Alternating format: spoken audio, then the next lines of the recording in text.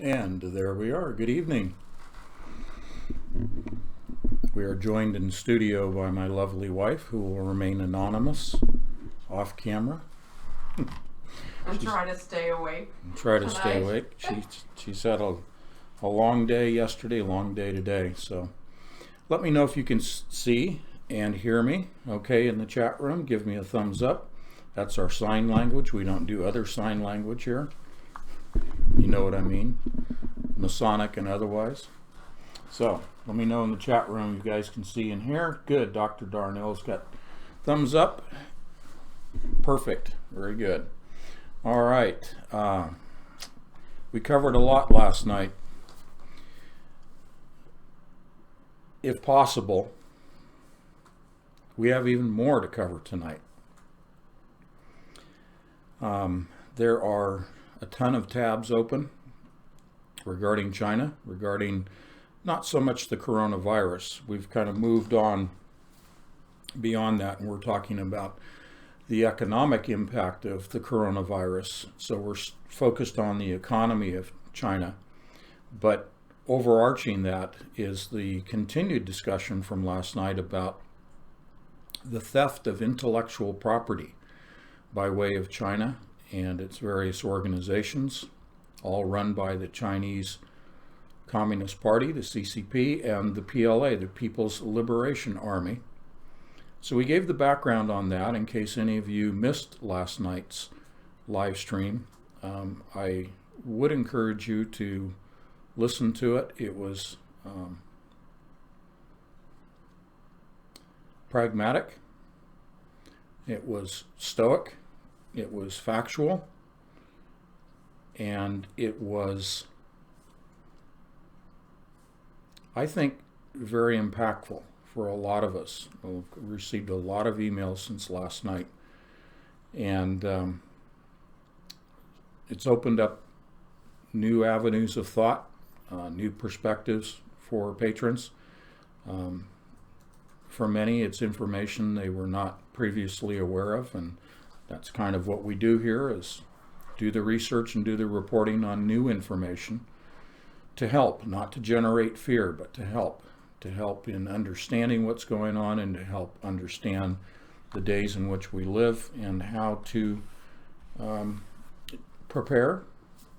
To be forewarned is to be prepared, and to move deliberately in our faith, relying on our Lord and Savior Jesus Christ, who saved us and washed us clean of our sins, and who through the Holy Spirit guides us and educates us, gives us that discernment.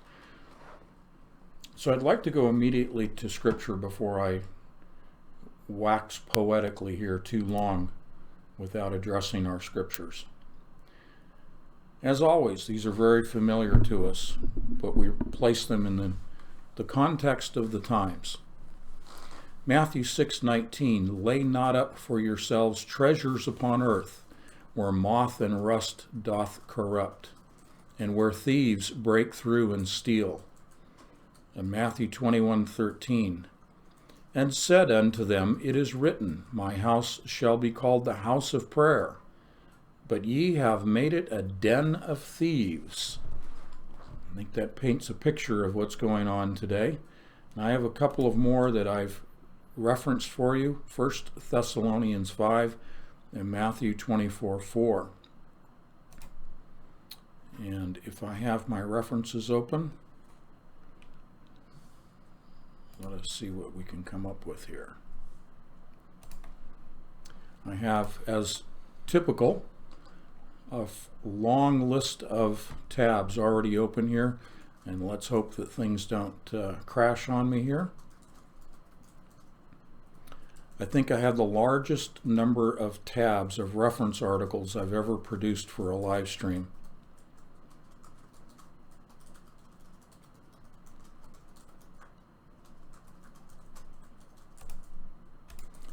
Okay.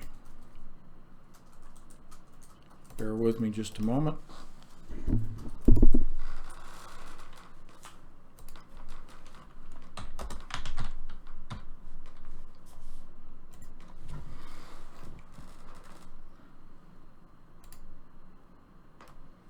Again, you've heard all of this before, but I'm going to read 1 Thessalonians 5.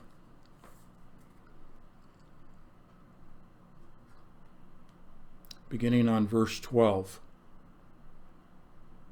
Now we ask you, brothers and sisters, to acknowledge those who work hard among you, who care for you in the Lord, and who admonish you. Hold them in the highest regard and love because of their work. Live in peace with each other. And we urge you, brothers and sisters, warn those who are idle and disruptive. Encourage the disheartened. Help the weak. Be patient with everyone. Make sure that nobody pays back wrong for wrong, but always strive to do what is good for each other and for everyone else. Rejoice always and pray continually. Give thanks in all circumstances, for this is God's will for you in Christ Jesus. Do not quench the Spirit. Do not treat prophecies with contempt, but test them all. Hold on to what is good. Reject every kind of evil. May God himself, the God of peace, sanctify you through and through. May your whole spirit, soul, and body be kept blameless at the coming of our Lord Jesus Christ. For the one who calls you is faithful, and he will do it. Brothers and sisters, pray for us. Greet all God's people with a holy kiss. I charge you before the Lord to have this letter read to all the brothers and sisters. The grace of our Lord Jesus Christ be with you. I'd like to offer that as a backdrop to what we are going to examine this evening. I know that last night was difficult for a lot of people to come to terms with without being fearful. And as I said at the end of the broadcast, it is all within God's plan. And that it is hard for us many times to understand God's plan, God's mind. But the scriptures provide a guide, and they provide an insight, and they provide that encouragement in what might be otherwise considered a time of great fear. And it is without that fear that we do the reporting for you, that we present this information. As is typical on Thursdays, we tend to get into more of the technical side of things, the deeper, and that is going to happen this evening. There are some terms I'm going to start with that we will define. They're terms that we've used here many times before, but I want to start off with the definitions of these terms.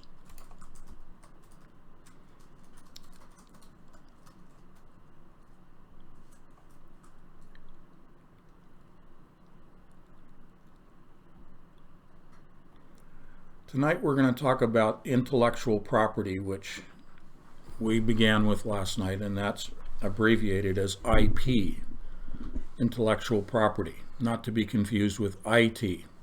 Okay?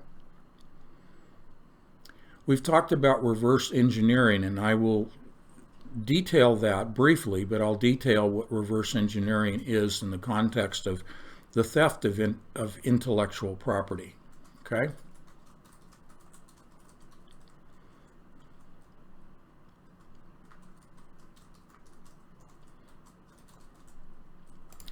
One of the terms that I've used last night 2 or 3 times, and I've used many times in the past, is quantitative easing. So let's define that.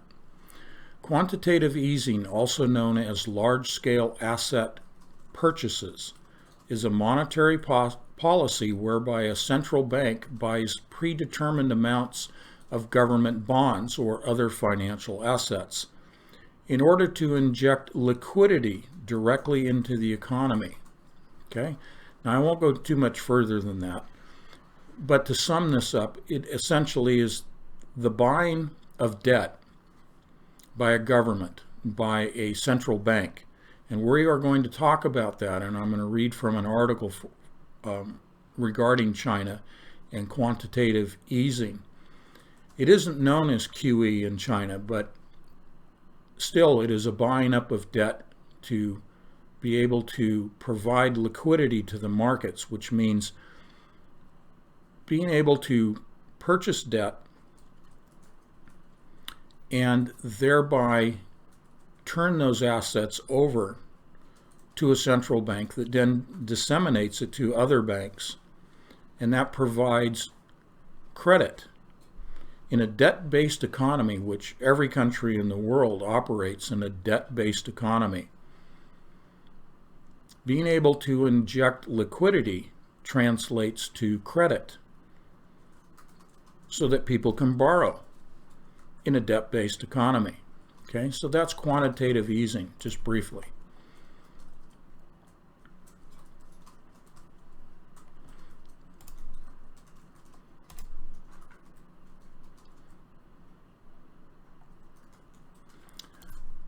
I want to talk about foreign exchange, and then we're going to get into that. So just make note of these, because they'll be part and parcel to what we're talking about tonight. Foreign exchange reserves, also called forex reserves, are in a strict sense only the foreign currency deposits held by national central banks and monetary authorities. So, think of this. A government like China, and the United States does the same thing, but is able to, through trade, through exports, receive foreign currencies into their country. For example, China is primarily an exporter of goods. And of course, they export to the United States, and they receive back in that trade US dollars. Those US dollars are held in a foreign exchange reserve by the Chinese, and they do this with all currencies of the world. Okay?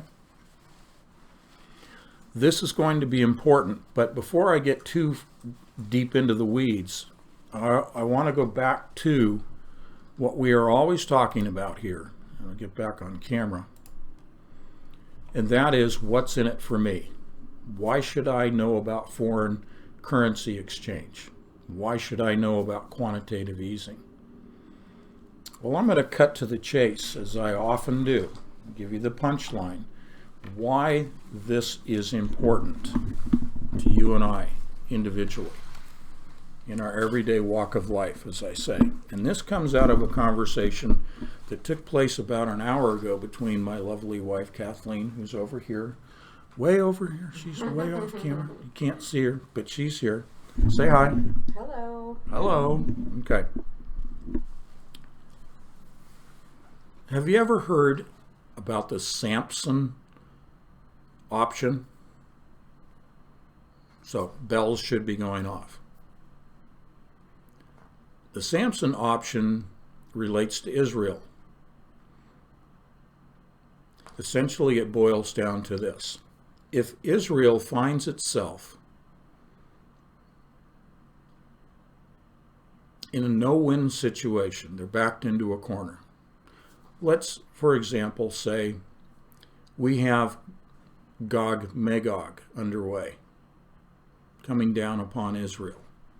And Israel feels that they are about to be overrun and completely wiped off the map, as the Iranian regime likes to say.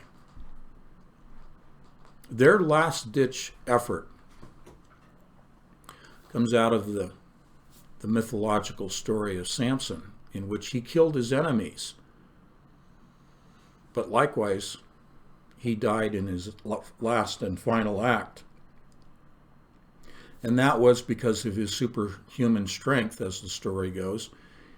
He braced himself between two pillars and pushed the pillars over, collapsing the ceiling upon not only himself but his enemies. Today, in Israel, the Samson option is nuclear. That if they are about to be overrun, they will detonate within Israel itself one or more nuclear devices, thus wiping out not only Israel, but the invading hordes of Gog Magog.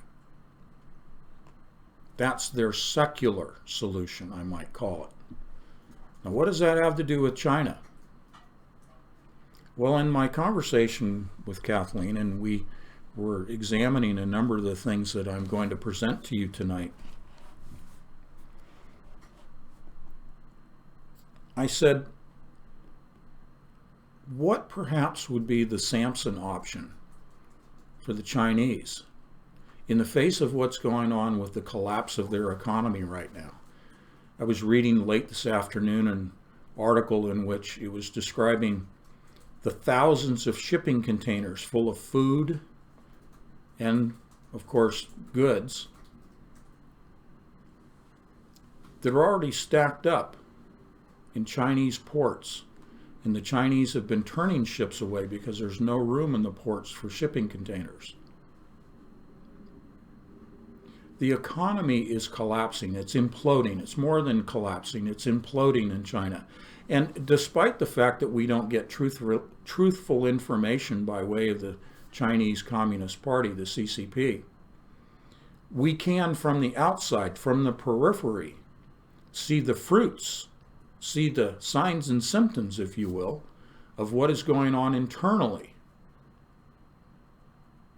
It's much like examining a patient in a healthcare situation, a medical examination. You may not know what's happening to an exactitude internally with a patient, but you can examine the outward signs and symptoms, the presentation of the patient. And that will paint a pretty accurate picture of what is going on internally.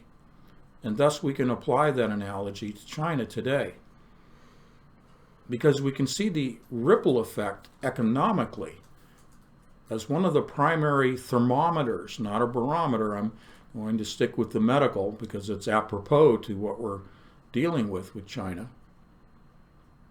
The temperature of what's going on with the patient known as China. The temperature that I'm taking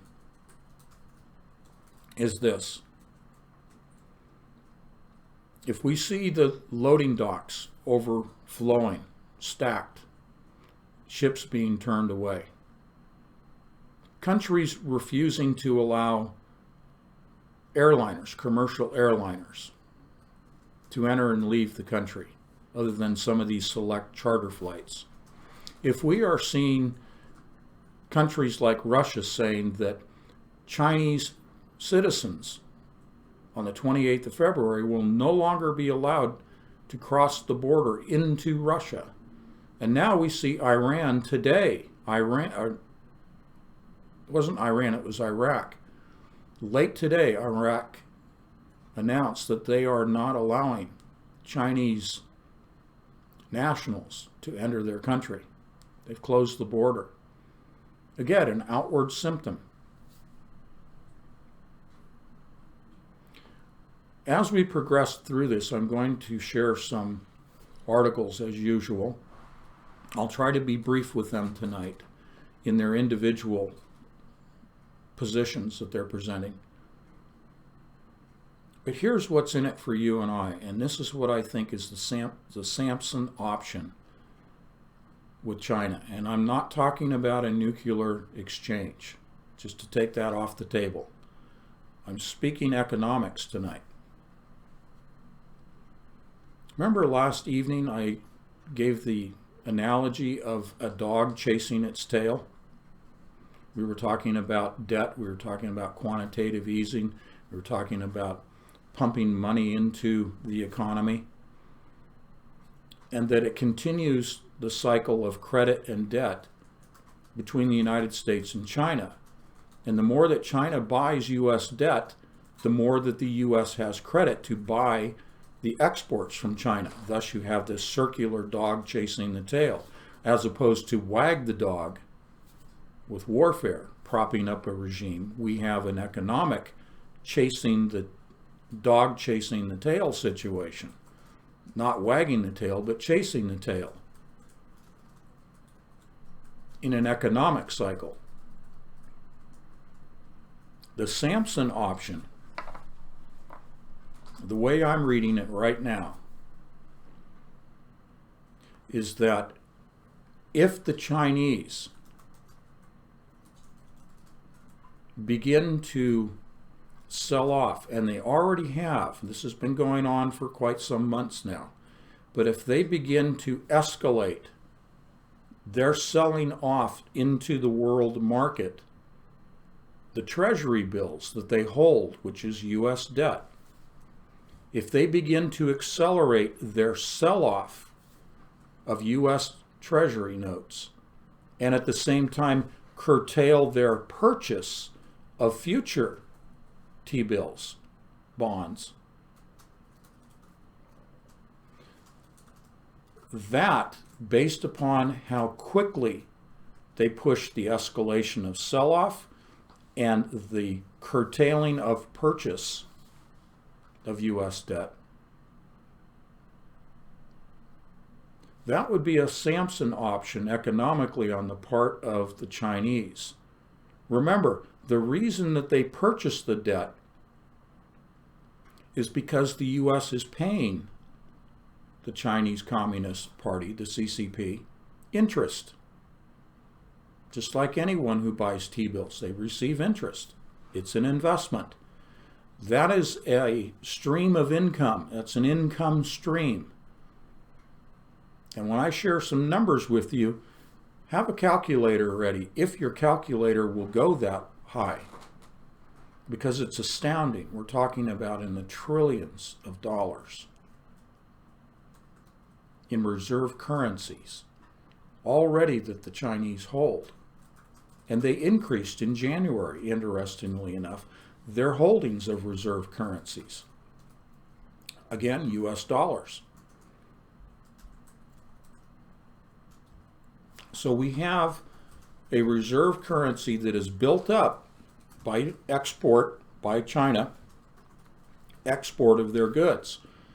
But again, one of the signs and symptoms of this patient on the surface is the fact that those exports to the U.S. and other countries are rapidly dwindling. So much so, and I'll perhaps share the article with you if we have time, the Chinese, the reports coming out now, are that the Chinese are forcing workers to go back to their jobs. Why?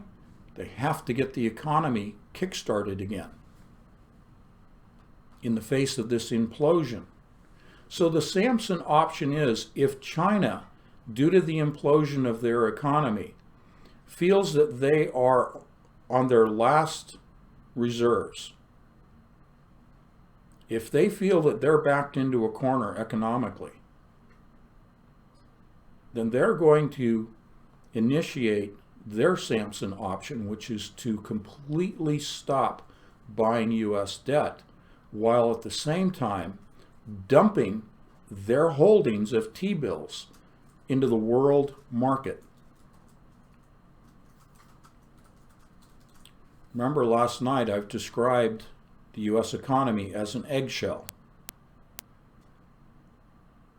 I also described the purchasing and holding of U.S. debt by China as the sword of Damocles, that they've always have threatened the United States and felt that they could be in a position to dictate trade terms to the United States.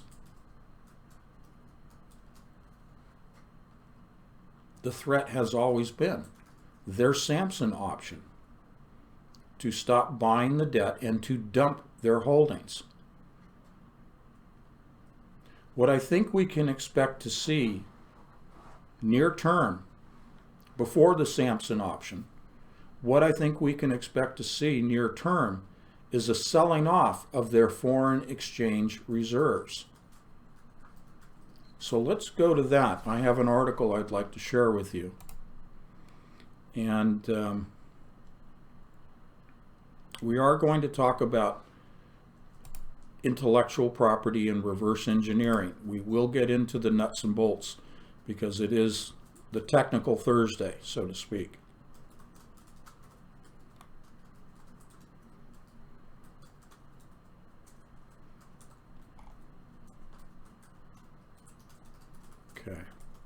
Just looking for a graphic.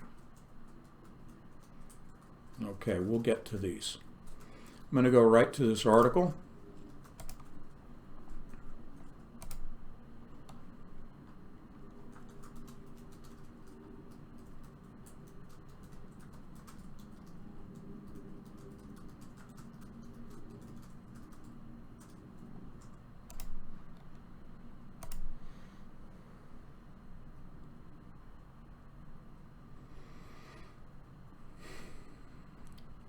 Okay.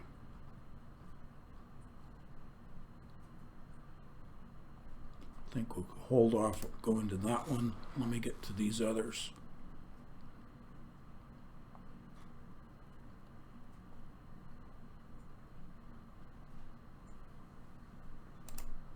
Okay, foreign exchange, we got that. We put this graphic up regarding foreign exchange dollars. I'll kind of take this apart for you. This is the People's Bank of China. And on the right-hand side, you'll see in the trillions, okay? Trillions valued in US dollars, what they're holding. In January of this year, and this is only month-to-month data, so we don't have February's numbers yet. But as of the end of January, the foreign exchange reserves in the trillions of dollars, $3.115 trillion held by the People's Bank of China.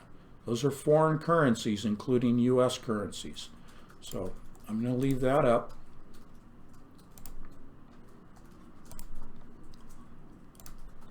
Kind of sort through my list here.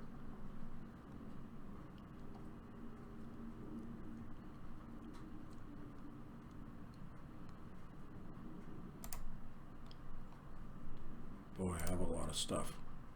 Okay.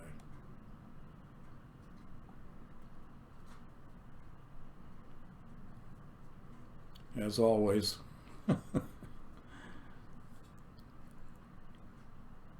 Here it is.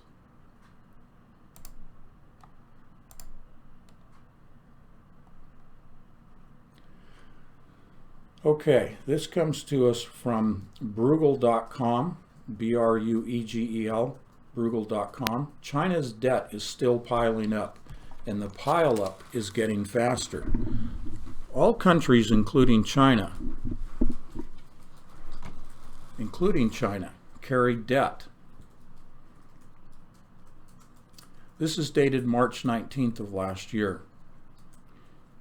With looser monetary policy, China's policymakers hope to encourage banks to lend more to the private sector. This seems to imply a change from the deleveraging drive that began in mid-2017.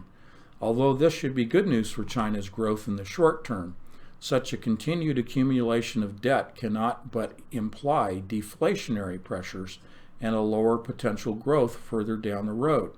Now, this is March of 2019. This is pre-coronavirus, the picture they're painting here, okay? And I'm going to be brief with this. If you think China's monetary policy became more lax in 2018, wait for 2019. Pushed by gloomier activity data, China's policymakers have moved from an orthodox monetary policy to a much more heterodox one. The core of this more aggressive move is to exhort, that's not extort, it's exhort banks to lend more to the private sector, with specific targets on the amount of credit granted to private companies, and in particular, small and medium enterprises. Such a move is clearly costly for banks, as private companies tend to be more leveraged and/or less able to repay debt. So China's version of quantitative easing is the People's Bank of China deciding to facilitate the bank's task in two ways. First, by providing cheaper liquidity to banks lending to the private sector, and secondly, by facilitating banks' efforts to increase their capital base. In fact, what could be considered a very bold move, with some resemblance to the quantitative easing of major central banks globally, The People's Bank of China has announced that it will acquire, or more precisely, swap for 3 years, the perpetual bonds that Chinese banks will issue to beef up their capital. Okay, so they're doing this because in the short term they were trying to boost China's growth. What I'm doing here is I'm painting a picture for you of how China appeared pre-coronavirus.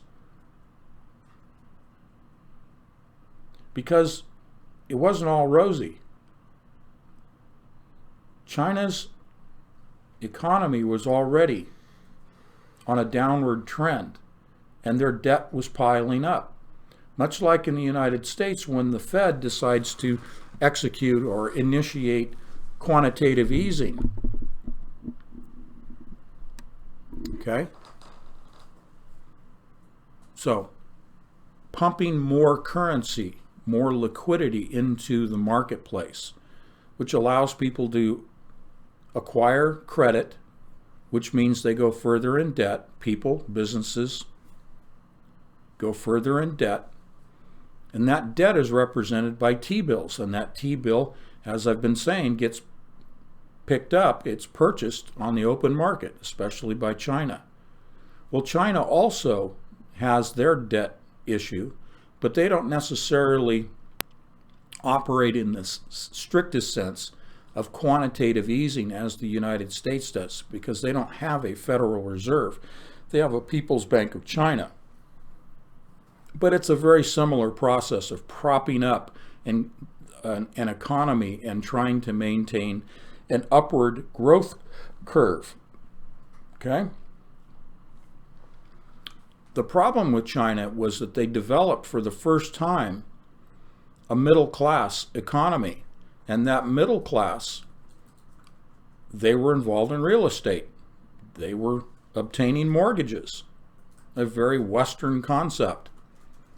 It's the household debt that was growing exponentially in China, not just in the mortgage area, but also in the credit card area. And so this was beginning to drag their economy down. Okay? So there's a little background on that. I'm going to quickly move on.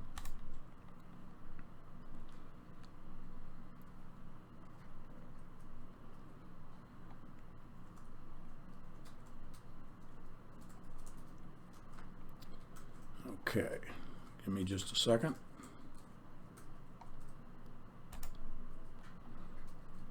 Let's go back to foreign exchange reserves. I'm going to give you the numbers that further explain the graphic that I have up. China's foreign exchange reserves, again, this is pre-coronavirus. China's foreign exchange reserves unexpectedly rose, and this is valued in US dollars. It rose, its foreign exchange reserves. That means the currencies from other countries that it holds in reserve. It rose unexpectedly by $7.57 billion to a total of $3.115 trillion in January of this year, while markets had forecast only an $8 billion decrease. They had forecast, instead of an increase, they forecast a decrease of $8 billion, reducing it from $3.115 trillion to $3.1 trillion due to fluctuations in global exchange rates and the prices of foreign goods, foreign bonds, okay, and the prices of foreign bonds, like our T-bills, that the country holds. The value of gold reserves went up to $99.25 billion at the end of January, from a previous $95.406 billion at the end of December of 2019. The China foreign exchange reserves, the data and historical chart and calendar of releases, was last updated on February of 2020 from its official source. So in February, they updated the January figures. We're still in the middle of February, okay? What this means is that they, in the midst of this coronavirus outbreak, they were increasing completely unexpectedly. They began to increase their reserves of foreign currencies. Well, what does that mean to you and I? So what? What it means to you and me is that, let me ask you a question, and I'll answer it for you since this is a one-way form of communication. Why do you and I have a savings account? It's a reserve. It's a currency reserve. Why do you build up a reserve of assets? Well, maybe you're planning for investments or purchases in the future, but you're also holding them for a rainy day, for an unexpected turn of events. What I'm doing is painting a picture for you that the Chinese, some reports are saying, as far back as September or October of last year, already knew about this outbreak of coronavirus. So they began to plan for the day when they were going to have an economic crisis. All the way up through January, increasing their foreign currency exchange reserves. Okay? They knew the crisis was coming, the economic crisis. That far outweighs any concern by the CCP over and above the health issues of coronavirus. The economic issues are of more importance to the ruling class in China. Therefore, they were building up, and I think they are scrambling to try to do that, but I think the February numbers are going to show a steep decline in their reserves. Because the reserves, remember, those are foreign currencies that are obtained through trade. And as we examine the patient outwardly, the signs and symptoms are that trade is coming to a halt. Therefore, the flow of foreign currencies into their reserve is coming to a halt. And they knew this was going to happen. So they stocked up their coffers in January as much as they could. What it also means is that they're preparing for their Samson option.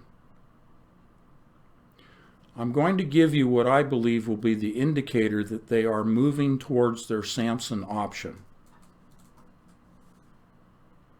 And that is that they will begin to tap into their reserves. We'll know that they're tapping their reserves because we will begin to see reports coming out of the World Bank and others, the Bank of Settlements, etc., that the Chinese are drawing on their reserves in order to kickstart their economy, because their economy virtually is coming to a halt right now.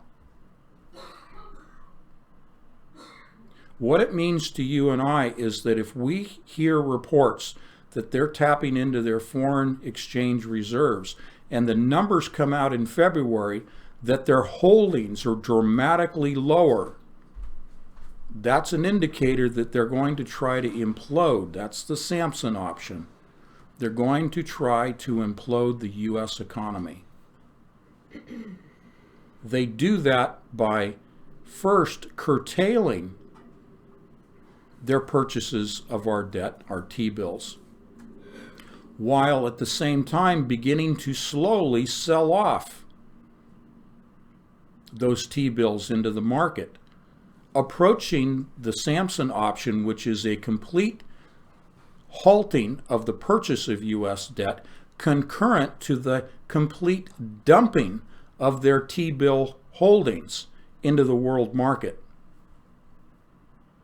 So again, the early indicators will be reports of them selling off their reserves, using their reserves to prop up their economy through their version of quantitative easing through the People's Bank of China.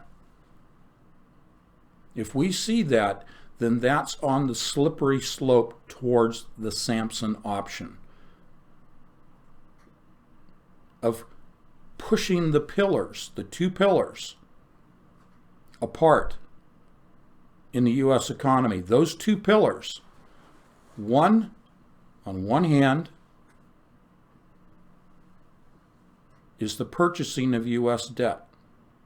The other, on the other hand, is the is the dumping. The one hand on the left, let's say, is the halting of the purchasing of debt, and on the other hand, the right hand, is the dumping of their holdings of T-bills into the market.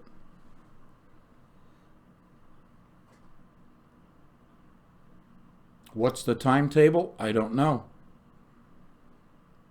But the more that we observe this patient, the signs and symptoms, in which we see indicators that the trade is not resuming, countries are refusing to take their products, countries are no longer shipping products because there's no place to unload the ships. Therefore, they're going to stop sending. That cuts off exports from countries which are imports into China. That will have a exponential compounding effect within China itself, further imploding their economy. As we see this exponential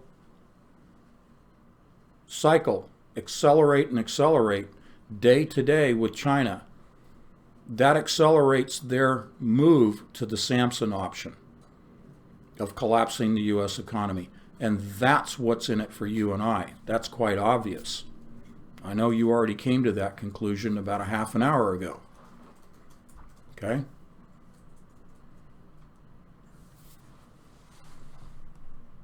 We go to another article here. Let me put up some data from 2018. You can take a look at. This is the supply chain disruptions could weigh on tech, apparel, and home goods consumption in the first quarter. So this is regarding China. And we'll get into this a little bit more in a moment. I'm going to go on to some of my other references.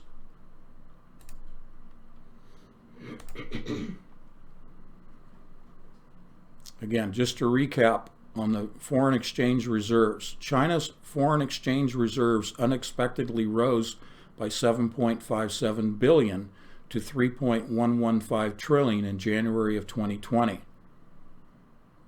That followed the numbers in December, where they also increased more than expected.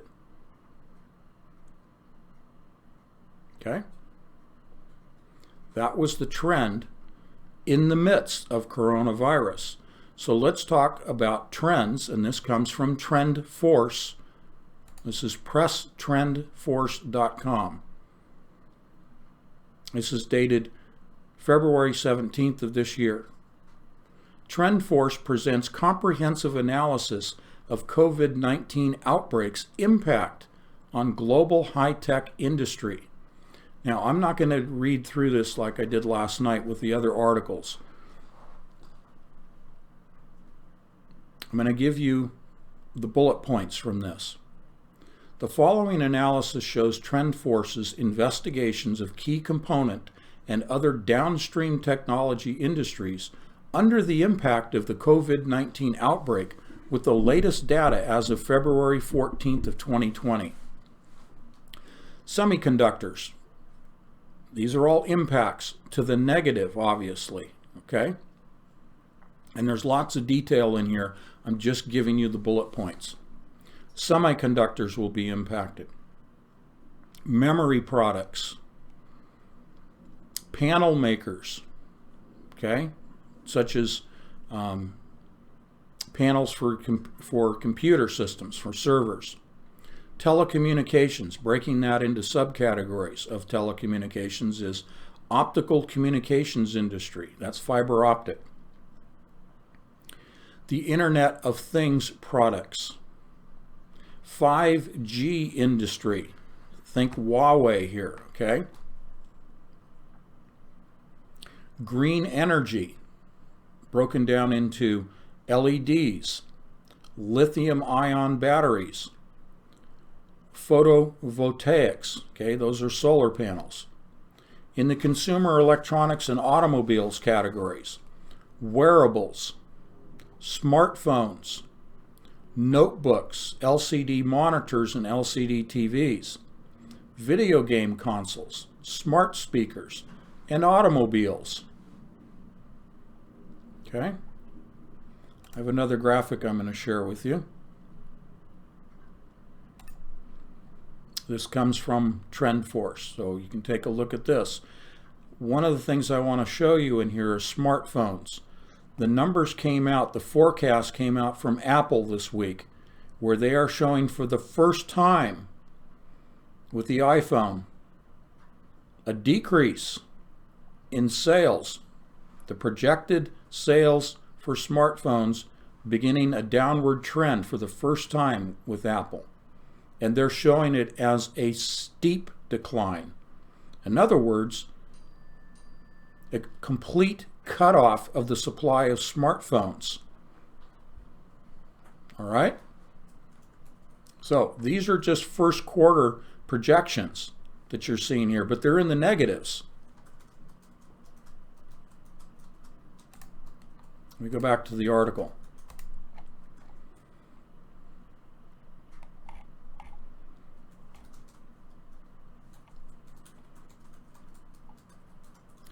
Let's go to the 5G industry because I want to kind of branch off a little bit and talk about the European Union and 5G.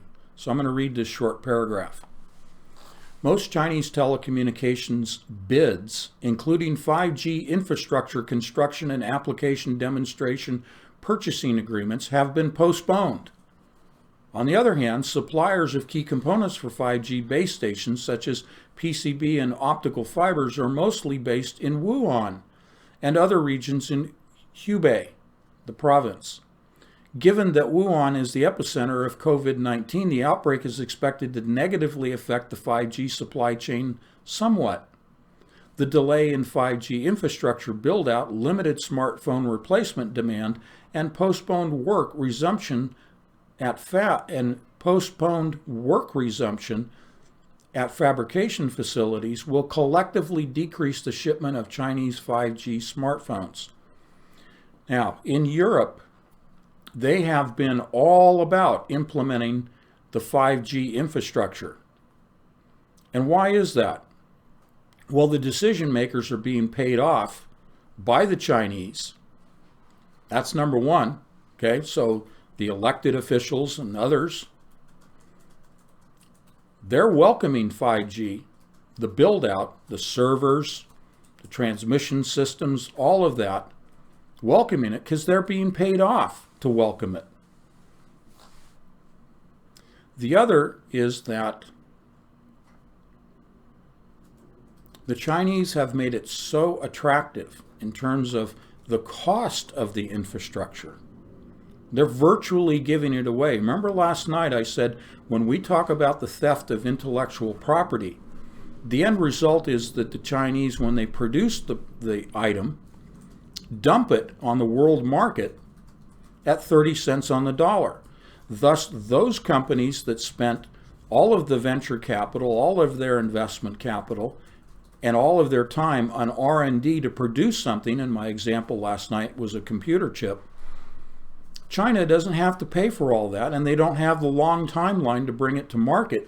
But the company that has gone through those steps loses market share and goes bankrupt, leaving China as the sole supplier.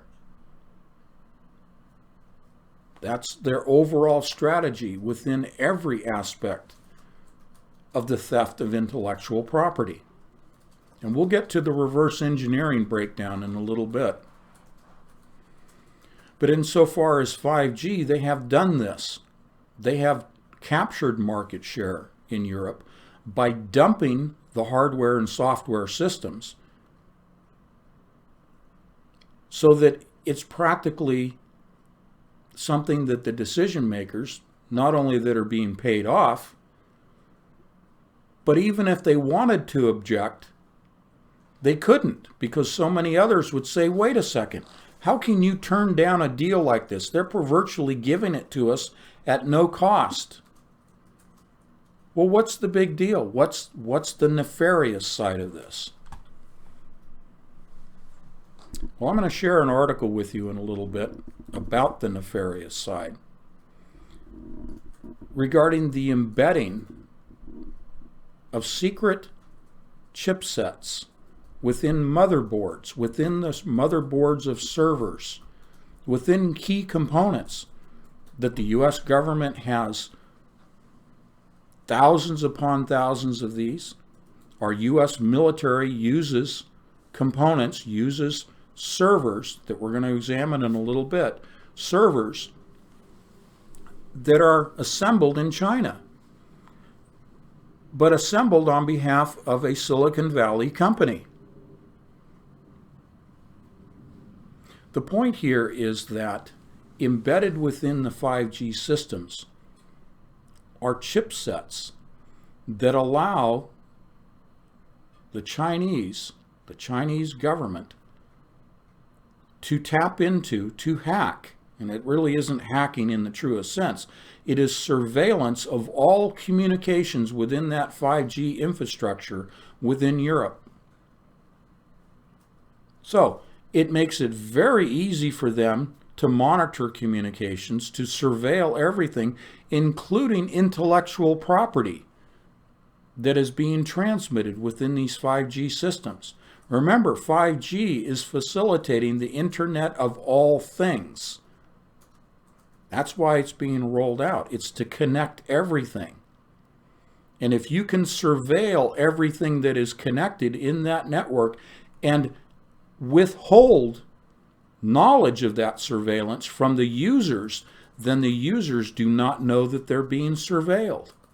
Thus, they don't take the proper security measures to safeguard their information.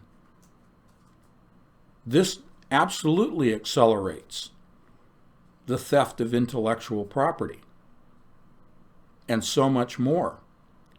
Now, the other fallout from this, let's take Britain, for example, a staunch ally of the United States. Already the U.S. intelligence services are saying, first of all, we're not bringing in Chinese 5G into this country. We're not bringing in specifically Huawei 5G because we know that these surveillance chips are embedded in the systems.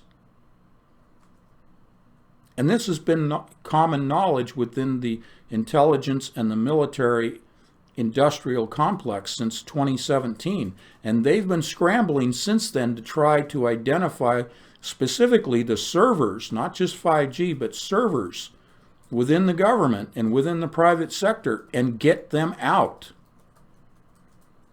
And I'll get to the article that'll give you some figures in just a moment. The U.S. intelligence services are not going to share with Britain or anyone else in Europe that has this Chinese 5G infrastructure in place because they know that it's all being surveilled. So that cuts off our ability to share intelligence, sending and receiving from our allies. This is devastating, folks. Okay. Let me move on from this article.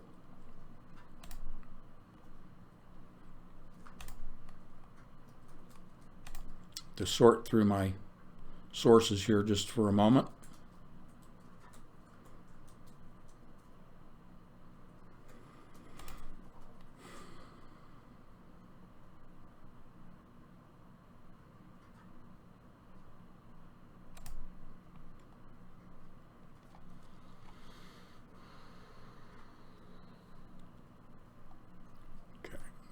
off on that one for a moment.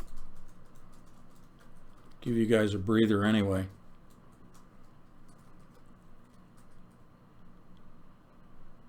This is a lot. I know it's a lot to process.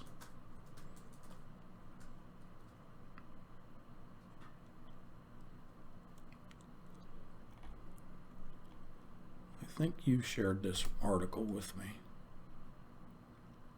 Mm-hmm. We already did that one. We already did that.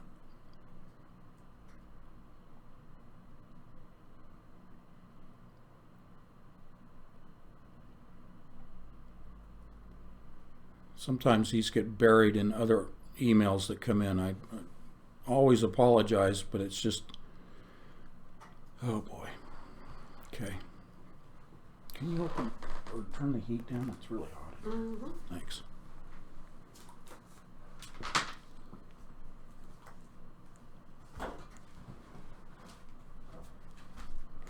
Sorry, I'm just trying to find this specific article.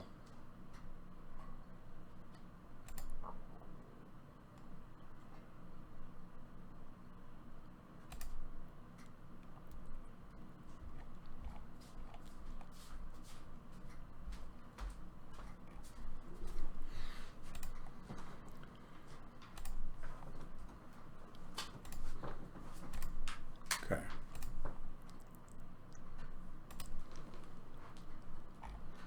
George asked if you could explain in simple terms why we care if they sell all their T-bills. Okay. Let me go back to that while I'm searching for this specific article. That implodes our economy. What it means is we no longer, through the Federal Reserve and the Treasury, which are two separate entities, as you know, there can no longer be the printing of money by the Treasury upon the direction of the Federal Reserve to print that money. That money represents credit. That credit is necessary for businesses to purchase capital equipment, to buy raw resources and commodities, and even to make payroll. Companies operate on credit. It's much like in our own individual households. We operate on credit. We have our own consumer credit that we deal with. Okay? Imagine, if you will,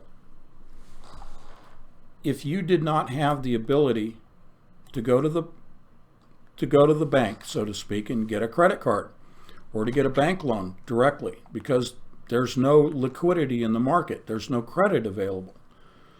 Well, that certainly curbs your ability to do whatever it was you intended to do with that credit. Same thing for businesses. Same thing for the U.S. government.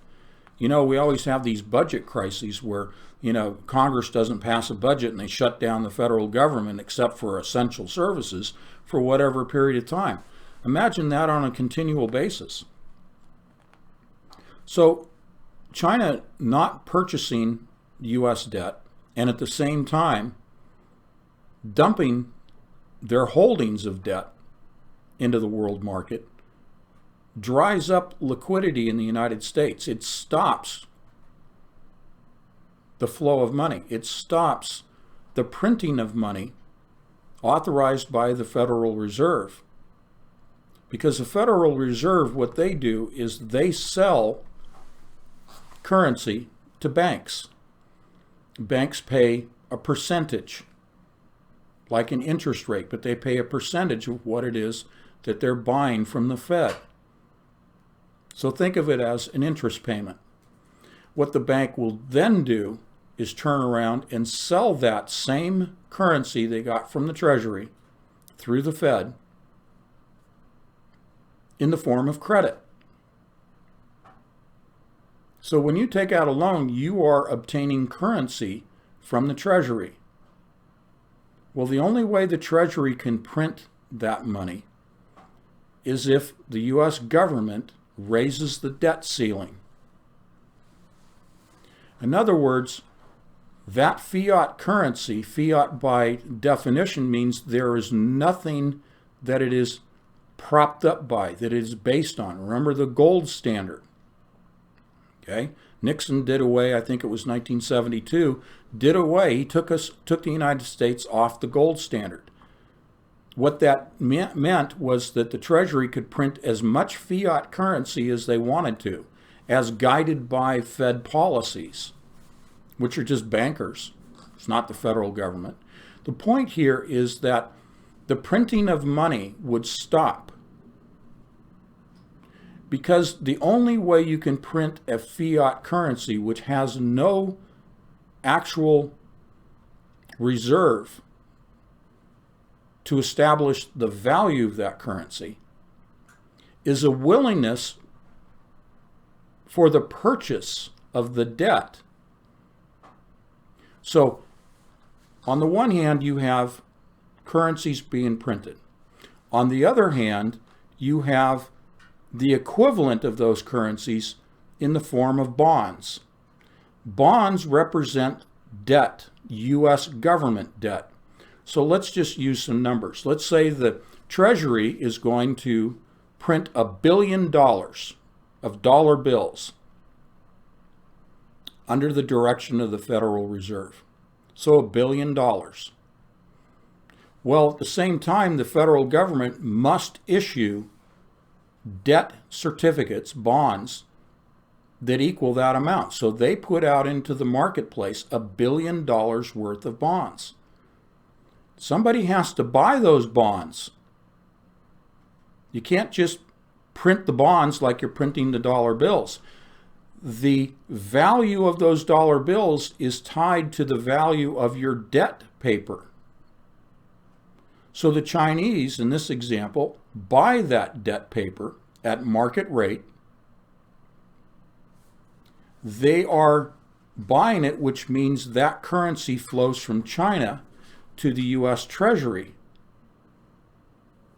offsetting the printing of that $1 billion. If China stops buying the bonds, that stops the printing presses. If it stops the printing presses, banks don't receive those dollar bills, and thus the banks have nothing to lend. And because we're a credit-based, debt-based economy throughout the world, but here in the United States, being the largest debtor nation on the planet, that grinds the economic wheels to a halt. That's what's in it for you and I, that the Chinese either continue to buy the T-bills or don't buy the T-bills, and concurrently sell off those T-bills that they hold. Why would they sell off the T-bills? Because they need the liquidity. They need the currency. This is why I said we have to watch the foreign exchange reserve currency that the Chinese hold. They accelerated in January their acquisition of reserve currencies because they knew come February their economy was going to implode.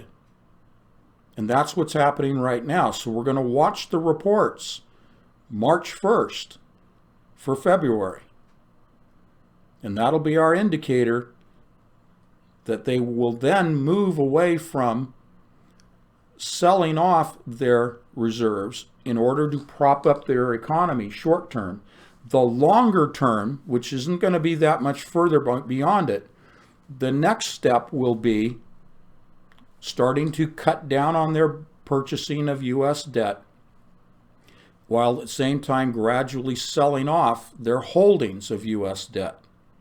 But the extreme of that movement is the Samson option, in which they completely stop buying U.S. debt and at the same time dump their holdings of U.S. debt. That's a nuclear strike on economic terms. That's a Samson option. So I hope that helps. I don't mind reviewing things, and you guys are being very patient with allowing me to find my notes here. There's a specific article I wanted to share with you. I'm not seeing it here. I don't know why. It's probably just because I'm old and I'm lame. So we'll just move on. Okay? Thank you for the levity. Let me do from memory. I wish I had the company name in front of me. I'll try to find this. Maybe you can type in the subject matter into Google for me and see if you can find it. But the idea is that there is a, type in, search for Chinese chipsets in U.S. servers. And you'll probably find the company and probably find that article for me. So as Kathleen's doing that,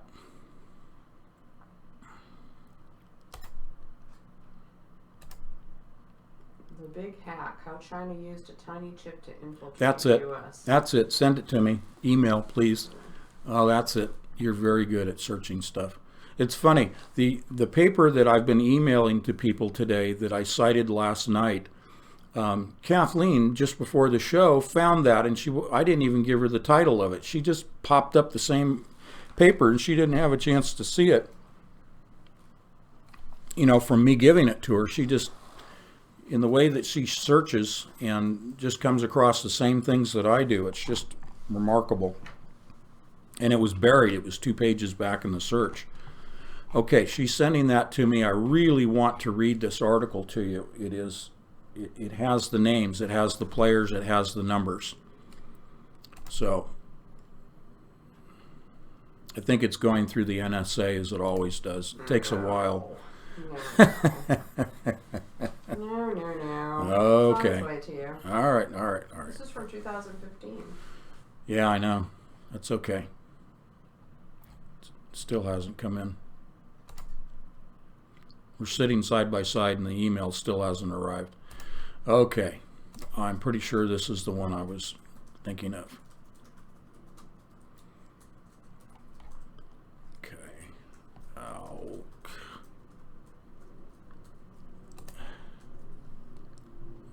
Yeah, it is Bloomberg, but I have to subscribe to read it. So if you can find it, you can find the same one. It is that article.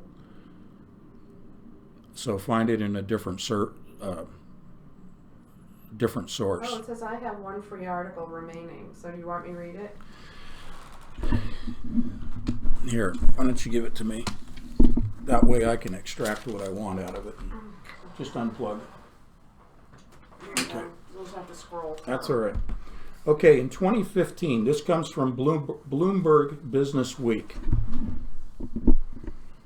2015, Amazon.com began quietly evaluating a startup called Elemental Technologies, a potential acquisition to help with a major expansion of its streaming video service known today as Amazon Prime Video. Based in Portland, Oregon, Elemental made software for compressing massive video files and formatting them for different devices. Its technology had helped stream the Olympic Games online, blah, blah, blah, blah, blah. Okay, so this is all about, yeah, go ahead and scroll that down for me. My Secretary of State here. We always have workarounds, folks. We always figure out these things on the fly. Okay, thank you. You just use it's a Mac. So yeah, she's got a Mac and it drives me crazy. 2 fingers on the iPad. Okay. To help with due diligence, Amazon Web Services, which was overseeing the prospective acquisition, hired a third-party company to scrutinize Elemental security, according to one person familiar with the process. Okay. The first pass uncovered troubling issues, prompting Amazon Web Services to take a closer look at Elemental's main product. The expensive servers that customers installed in their networks to handle video compression. These servers were assembled for Elemental by Super Microcomputer Incorporated, a San Jose-based company commonly known as Super Micro. Go ahead. That's one of the world's biggest suppliers of server motherboards. The fiberglass mounted clusters of chips and capacitors that act as the neurons of data centers, large and small. In late spring of 2015, Elemental staff boxed up several servers and sent them to Ontario, Canada, for the third-party security company to test. Nested on the server's motherboards, the testers found a tiny microchip, not much bigger than a grain of rice, that wasn't part of the board's original design. Amazon reported the discovery to U.S. authorities, sending a shudder through the intelligence community. Elemental servers could be found in Department of Defense data centers, the CIA's drone operations, and the onboard networks of Navy warships. And Elemental was just one of hundreds of Supermicro customers. During the ensuing top-secret probe, which remains open more than 3 years later, investigators determined that the chips allowed the attackers to create a stealth doorway into any network that included the altered machines. Multiple people familiar with the matter say investigators found that the chips had been inserted at factories, drum roll please, inserted at factories run by manufacturing subcontractors in China. This attack was somewhat graver than the software-based incidents the world had grown accustomed to seeing. Hardware hacks are more difficult to pull off and potentially more devastating, promising the kind of long-term stealth access that spy agencies are willing to invest millions of dollars and many years to get. So I'm not going to go on with the rest of it. Thank you for that. You get the idea. Now, remember what I said about 5G in Europe. This is why the United States doesn't want 5G here from China. There are other suppliers of 5G, of course, and that's all part of President Trump's executive order on 5G being rolled out for the building of the infrastructure within the United States. But the Chinese-specific hardware, software, servers is what the issue is. Okay? All right, so I'm glad we had that.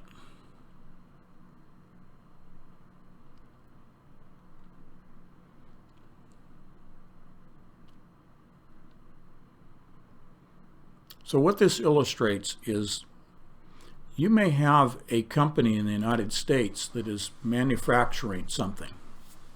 And this segues us into intellectual property theft once again. They may be doing the research and development. They may be coming up with, let's say, a server. And it's found to be an exceptional product. And many companies purchase the initial runs of the servers here in the United States.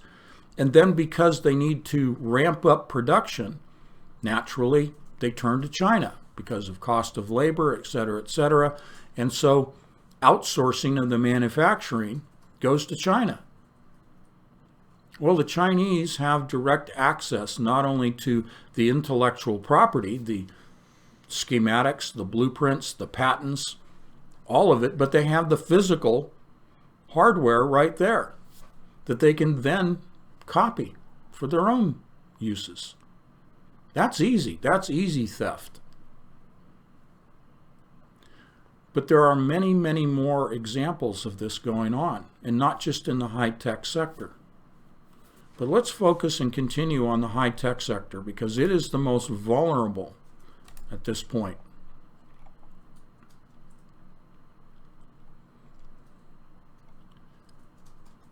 Okay.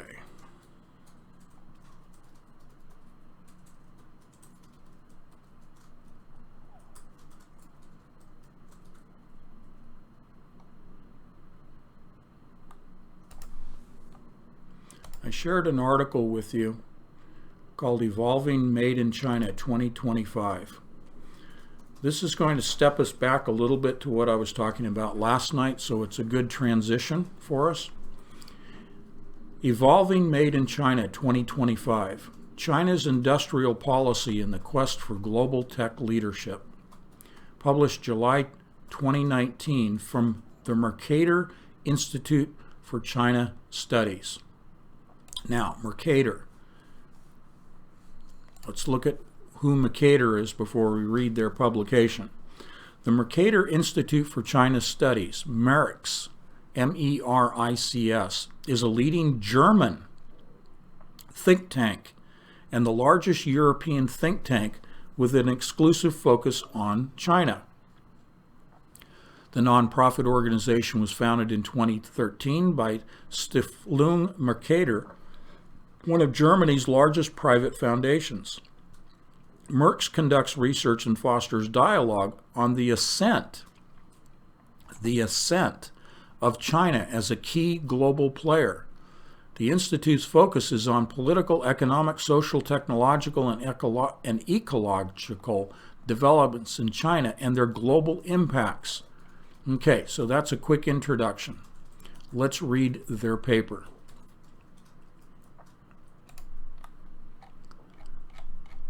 So they are monitoring China, and they are also guiding German investments with China. Okay? There's quite a bit embedded in this paper that I sent to you if you want to go through it, but what I'm going to do is go ahead and read their executive summary. Because, again, this is going to refer back to the founding of the CCP and their 100-year plan, their 100-year long vision, as it's called. And there are 2 dates in here that I'm going to cite for you regarding that 100-year vision. So we're going to go right on through this very quickly. From blueprint to implementation, Made in China 2025 is here to stay. 4 years ago, China launched, again, this is just published. 4 years ago, China launched an ambitious plan to become a leading global technological superpower by 2049. Party and state leader Xi Jinping himself made the strategy Made in China 2025, or MIC 25, his signature project, reflecting how crucial it is to China's future development. Now remember, this is pre-coronavirus. The strategy defines 10 core industries such as robotics, power equipment, and next-generation IT, in which China wants to achieve major breakthroughs and create globally competitive companies. Backed by industrial policy, massive financing, and subsidies in the hundreds of billions of US dollars, both state and private companies aim to build the technological foundations of the China Dream, a revitalization of the nation of the Chinese Communist Party, has been promoting vigorously under Xi, ahead of 2 important centenaries. For the party's 100th birthday in 2021, China aims to become a moderately prosperous nation, while for the 100th anniversary of the People's Republic of China in 2049, it aspires to become a global manufacturing, cyber, and science and technology innovation superpower. Now, let me just say parenthetically, when they say both state and private companies within China, there is no such thing as a private company in China. Okay? Remember, this is whole nation. This is all of society. Those are the Chinese, the CCP word is all of society. Every single person, every single business is focused on achieving the goals and aspirations of the CCP. There are no private companies in China. Okay? In Western industrialized countries, China's ambition has caused considerable irritation. Businesses and experts assessed that China was using unfair business practices and stealing technology in its efforts to become the world's tech superpower. Made in China 25 has fueled concerns that foreign competitors would be pushed out of the lucrative Chinese market and face fierce competition in third markets, while China becomes not only more competitive in innovative sectors of its own domestic economy, but also as the market shares of Chinese companies abroad grow. So let's take that apart a little bit. While Chinese while China becomes not only more competitive in innovative sectors, I said to you as one of the 3 solutions I offered last night was to out-innovate China. Well, they recognize that's their weakness, and so they have set up technology centers whereby they are trying to address that weakness by innovating. Well, the culture in China doesn't necessarily lend itself to that way of thinking. That's the problem. They're so oppressed in their thinking, in the hive mentality, in the surveillance by the state, that it limits free creative thinking on the part of an individual. Thus, they're cutting their own legs out from under themselves by instituting this kind of culture and this kind of suppression upon their people, that it limits their ability to be innovative. And because of that limitation, not only are they setting up, and have already, technology innovation centers, they have to rely upon the theft of intellectual property to offset their lack of innovation capabilities. Okay? Now, the other part of this sentence was, but also as the market shares of Chinese companies abroad grow. This goes back to the scenario of 30 cents on the dollar, bankrupting the people who developed the technology that they stole, and thus capturing market share. Okay? So, let's continue. China has responded to this criticism from abroad by toning down its references to the plan. Beijing directed media coverage and official statements on Made in China 25 to be dialed back. Even the name MIC 25 and trigger words such as self-sufficiency rate, considered indicative of China's efforts to replace foreign products and technology, were largely dropped from policy papers. Xi did mention Made in China 2025 at this year's Central Economic Work Conference. Okay? Xi did not mention that at the work conference, nor did Premier Lai, and I can't pronounce his last name, in the government work report for the annual National People's Congress, 2 key events Chinese leaders traditionally use for setting strategic directives. So they suppressed this Made in China 2025 because it was causing so much irritation, as they say here, in the marketplace. China dropping the rhetoric in Made in China 25 is strategic. This is a tactical move. China has not at all abandoned its economic and strategic goal of catching up with Western industrialized countries and gaining a competitive edge in high-tech and emerging technologies. 4 years after its official launch, the strategy has moved from blueprint to implementation. The Made in China 25 program is here to stay, and just like the GDP targets of the past, represents the CCP's official marching orders for an ambitious industrial upgrading. Advanced economies around the world will have to face this strategic offensive. Okay, so when they talk about ambitious industrial upgrading, that means accelerating their emphasis on the theft of intellectual property. This is a strategic offensive action on the part of the Chinese Communist Party. All right. In the last decade, China's growth has continuously slowed. In 2018, the economy expanded by 6.6%, the weakest pace since 1990. The country also risks being caught in the middle income trap. Remember, I was talking about the middle class and their household debt being the biggest problem in terms of their overall debt. That was the largest category of growth in debt within China, was their middle class. So the country also risks being caught in the middle income trap, a problem many developing countries faced when rising wages eroded their competitive advantage, making them unable to compete with the productivity and innovation of advanced economies. For China's leadership, there is no alternative to substantially upgrading its industrial and economic base. It has to keep growth levels above 6% until 2021 to fulfill its promise of prosperity and maintain its legitimacy.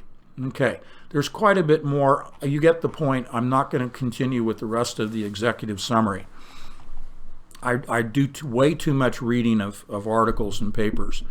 So I'm going to give you guys a break tonight. You get the picture. The point here is that this is a full court press on the part of China. They have to maintain their growth. But look what has just happened since this paper was just published. Coronavirus. Okay?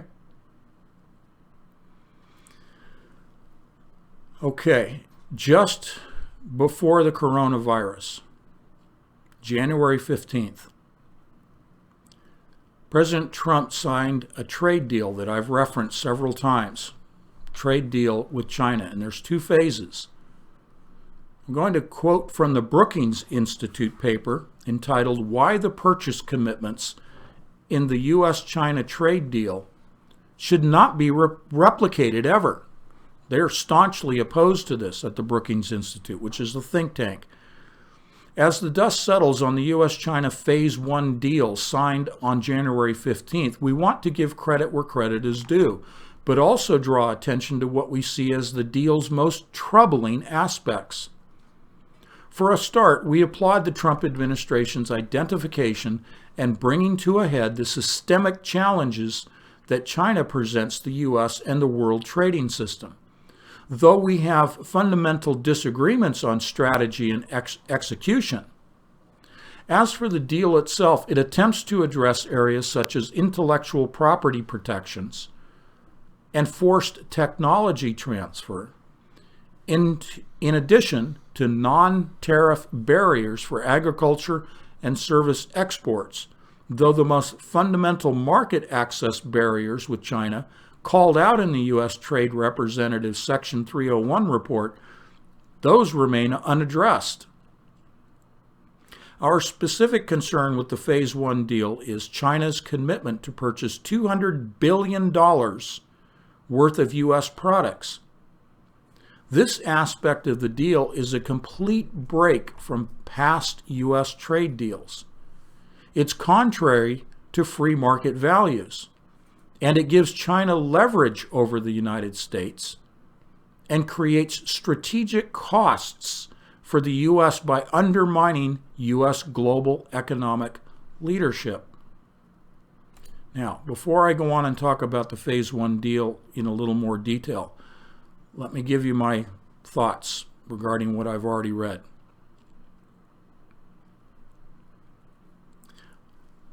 The Brookings Institute think tank has a problem with this because it's contrary to free market values, which is what Trump has in the past continued to rally around and to advocate, allowing the market to establish prices, trade agreements, the market to flesh out, to come to an equilibrium in whatever sector of the market one might be examining, to let market and free trade have free rein.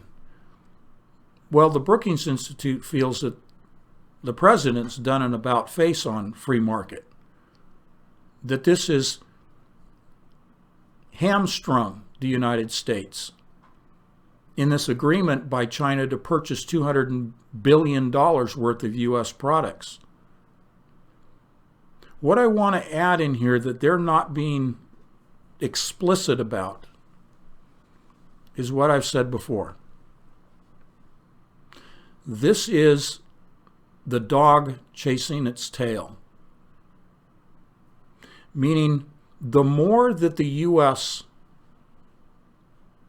buys from China, the more money we are sending to China, which supports the theft of intellectual property. Now, that's one aspect of chasing the tail. because it results in something negative to the United States by the furthering of their abilities to aggressively, strategically, offensively steal U.S. intellectual property.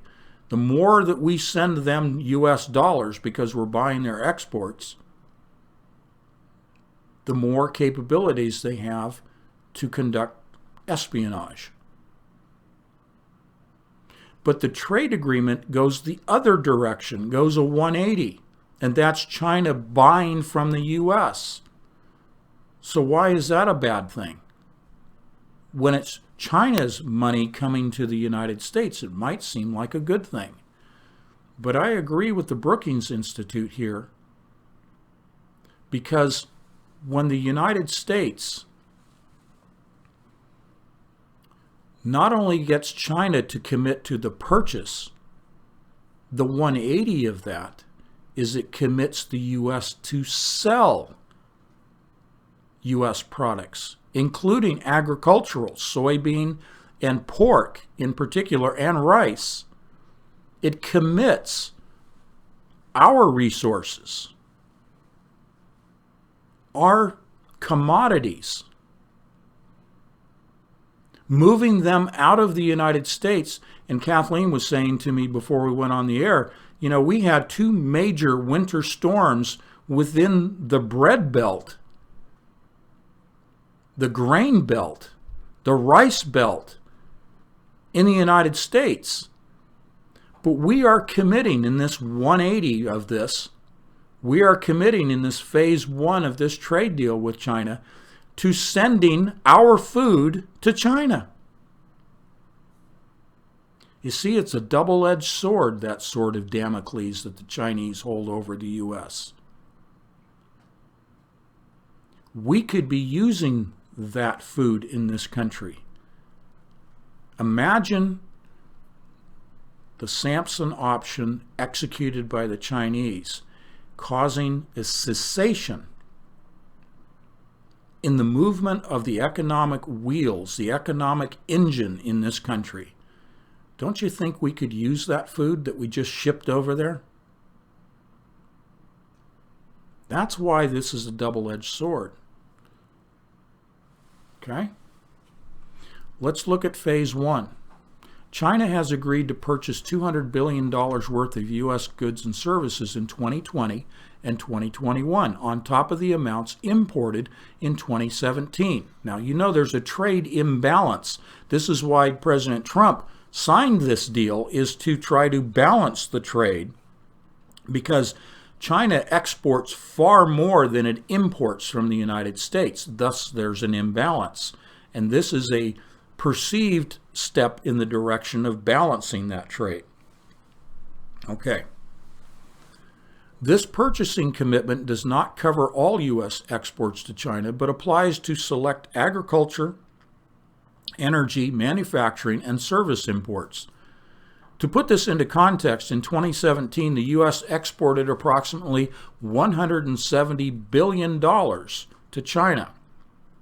So the deal would require China to essentially more than double its purchases of U.S. products in the next 2 years, an outcome that is unrealistic at best. Okay, now this is pre-coronavirus, folks. How can China, which already signed phase 1, how can they fulfill this trade agreement, this contract? How can they afford to purchase $200 billion worth of U.S. goods when their economy already, as I'm speaking, is imploding? It's never going to happen.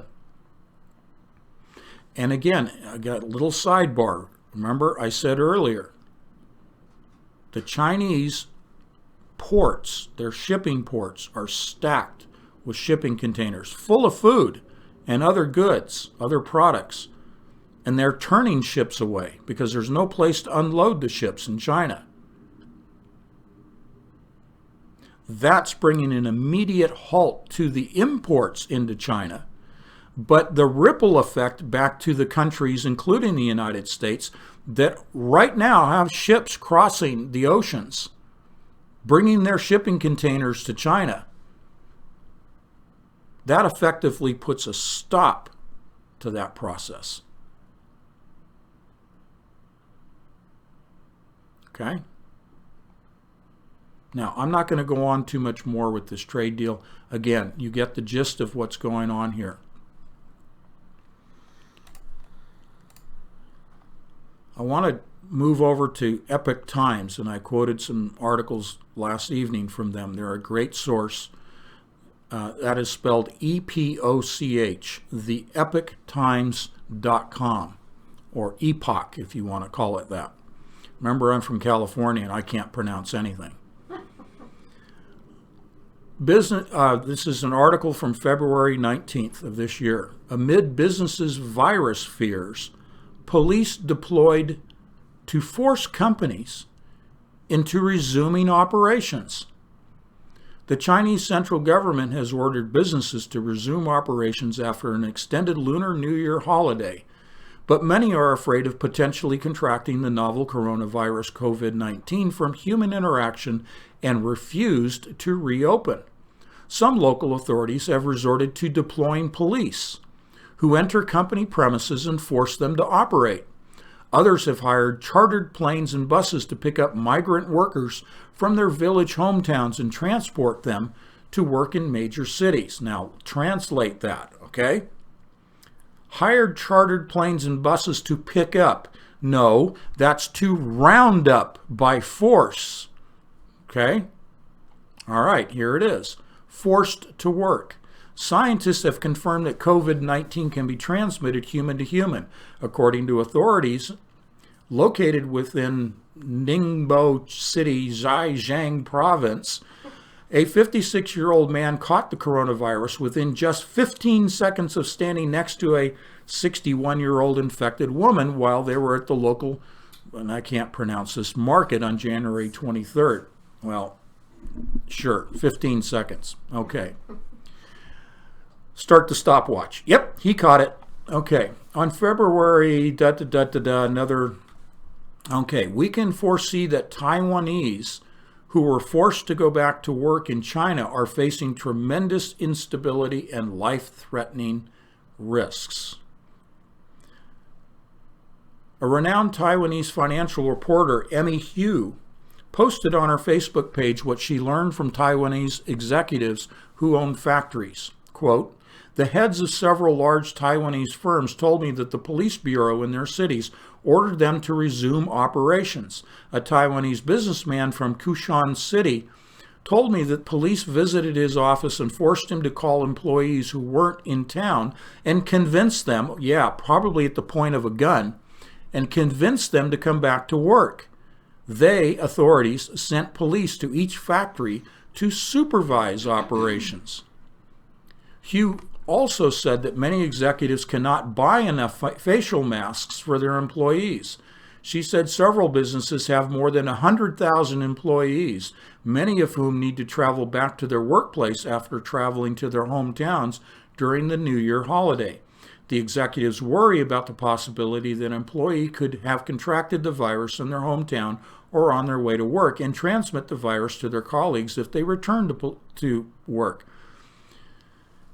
In Tianjin City Port, Police Bureau announced via a February 16th post on its official Sina blog that police departments across the country have taken action to support companies resuming operations. Several provinces' police bureaus issued special ID cards to migrant workers, which grant them the same privileges as native residents, an incentive for them to return to their factory workplaces. Employers typically do not help migrant workers apply for such cards because the process is complicated. All right, let me scan through this. You get the gist of what's going on. They're forcing people back to work.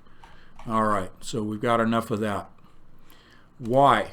Why force people back to work? Well, the economy's come to a standstill. Again, we're examining the signs and symptoms of the patient from the outside to determine what is going on within the patient. Well, here we're getting some indicators from inside the patient as to what is going on. All right, I'm going to move right along here to intellectual property and reverse engineering of intellectual property as I promised. And check my notes here. I thought I had one written down. Notes and notes and notes everywhere. Crazy. Spend all day reading and writing. It's amazing what we have to cover here. But we're researchers and reporters, aren't we? Okay.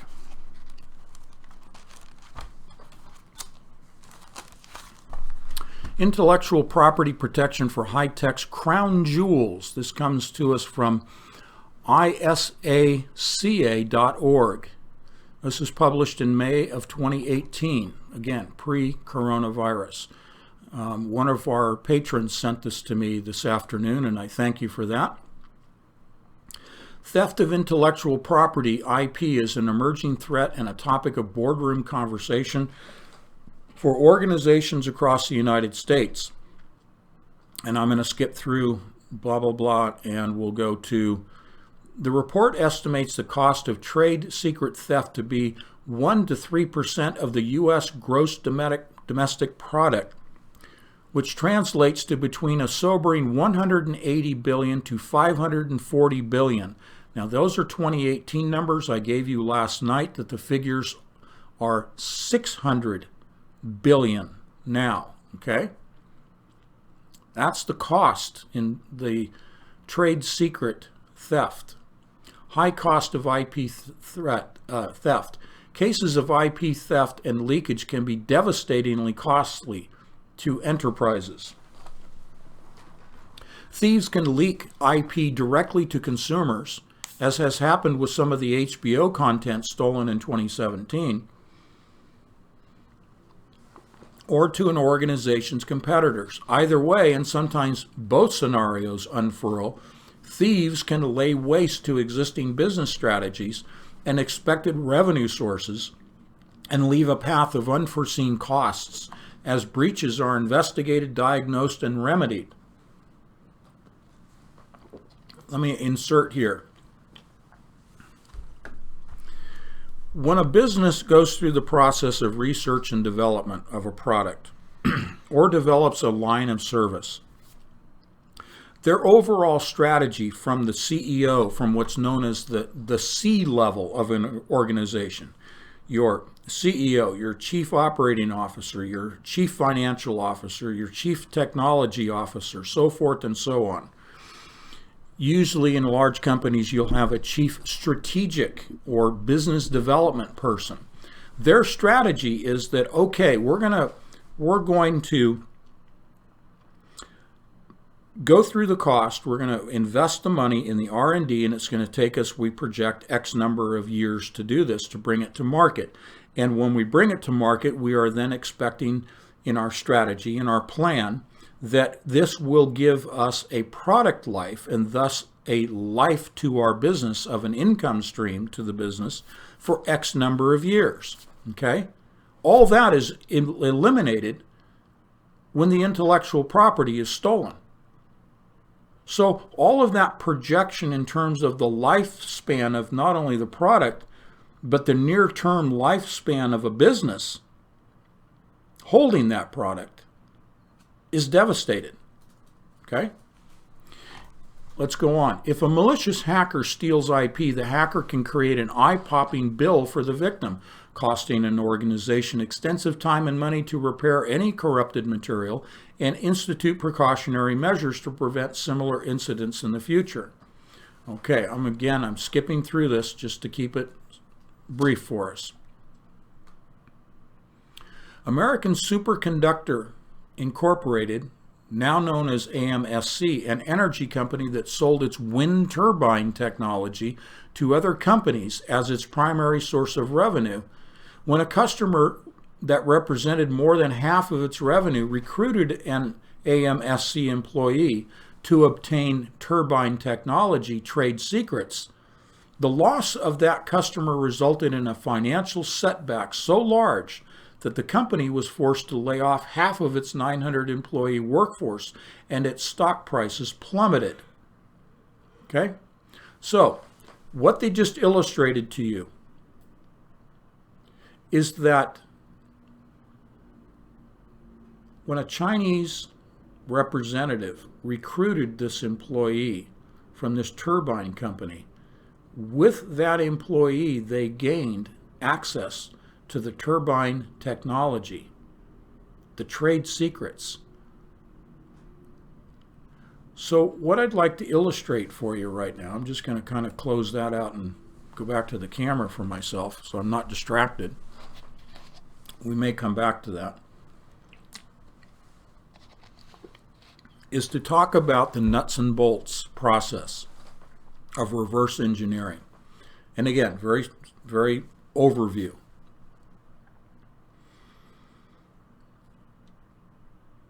One of the ways that the Chinese have reverse engineered is very elementary. Good starting point.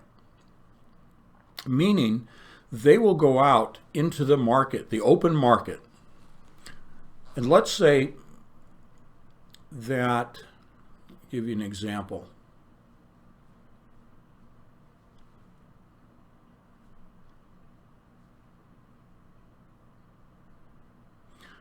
Let's just take a cell phone. The cell phone has complicated circuitry, complicated chips, might even have one or more chips in it that are proprietary that are not being sold, the chips themselves being sold in the open market. They're proprietary to this manufacturer of the circuit board for a new phone. Well, what the Chinese will do is they will go out and buy a previous generation or two. They will go back a generation or back 2 generations inclusively, even 3 generations inclusively, all 3. And they will bring that from the open market where they obtained it legally, and they will then educate and train workers to understand that old technology, to understand the raw materials that are used, the circuitry designs, etc., etc. Because it's easier, it's simpler to start with the older generations, become fully versed in the older generations, all 3 of them in this example, and then go out and purchase the latest generation phone in the open free market. No theft involved. What they then do is take these older generations that they're fully versed in and do a side-by-side comparison, a reverse engineering scenario, of the new technology. And because they're so familiar with the old, they can readily see the new technology and quickly get up to speed to understand, because they understand the origins. Does that sound familiar to the process we've used with you in many other topics of discussion? Such as, if you want to know the players today, you have to look to history, to the players of the past. Chinese do the same thing in reverse engineering. They can quickly identify the new components, dissect those components, and be able to understand where the innovation took place, and then copy it. And that's the theft. That's the point of theft. The copying of the new innovations. Okay? They didn't go out and steal the phone that they copied, but by copying, they violate the patents of the intellectual property. And there's very little in the world arena of the legal systems that the U.S. patent laws, they're just ignored by the Chinese. Remember I said last night, lying, cheating, and stealing. We live, you die. That's economic, but it is also quite literal. And I said it last night, I won't repeat it here. But the point is, economically, we live, you die. That's the policy of the CCP. So they don't care about infringement upon patents. When I mentioned this trade deal with the United States tonight and also yesterday, what I'm adding to again tonight is reinforcing that part of that trade deal was an agreement by the Chinese government that they would abide by those rules, those legal rules, like patents, that they would discontinue theft of intellectual property from the United States. And if there were any cases of theft that came to light after the signing of Phase 1, and Phase 2 hasn't been signed yet, but Phase 1, that the Chinese understood there will be legal repercussions. There will be enforcement. There will be accountability. There will be consequences to their theft. Now, based on everything that I've said to you yesterday and today, do you really think they care? Do you think they're worried about legal consequences? Even if you set aside coronavirus and its impact, do you really think when they entered into this trade agreement that they really cared? Because they've acted with impunity. Remember I was talking about impunity and Donald Trump and his behavior?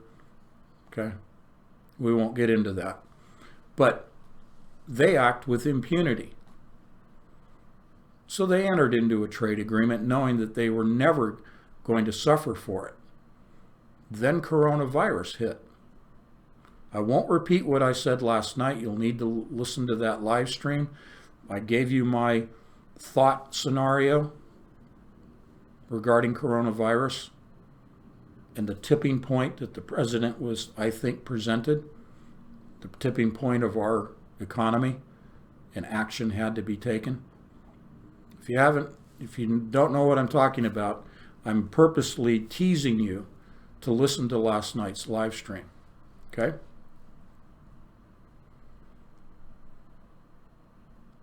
So that back engineering was, going to the marketplace and buying the phone as an example and reverse engineering it. The other reverse engineering is to steal the phone, the latest generation, before it even hits the market. And there are ways that this can be done. I'll give you an example.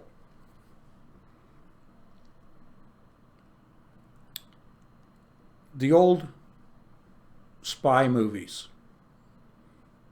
and the honeypot entrapment, wine, women, and song, right? Okay, so you lure some guy who has secrets into a love relationship with drugs and alcohol and all the other stuff going on, and then he reveals his secrets. Well, that's true. That actually happens. Give you an example of that, a real life scenario. You may recall a Canadian telecommunications company by the name of Nortel, Northern Telecom. They were the AT&T of Canada. Well, one of their guys who had the secrets, and this factors into your supply chain discussion of securing your supply chain. where 60% of the theft takes place of intellectual property. One of their persons in the supply chain that had insider information, secret technology, knowledge of secret technology, was subject to this Chinese process. He was lured, he was drugged, he was all of those things. And the idiot gave up the secrets. The Chinese had it. I think the numbers that I read was somewhere in the order of about $20,000 was spent on this process with this guy. That's nothing. And the Chinese got the secrets to the Nortel